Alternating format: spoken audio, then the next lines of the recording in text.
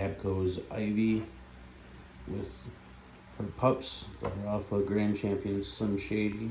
Slim Shady's a Grand Champion Bistro son.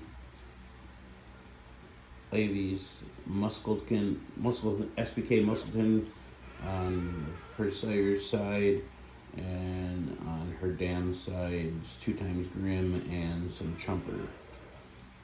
12 puppies total, 8 boys, 4 girls, 3 black and white ones, 5 tan/sable, and 4 blue and white.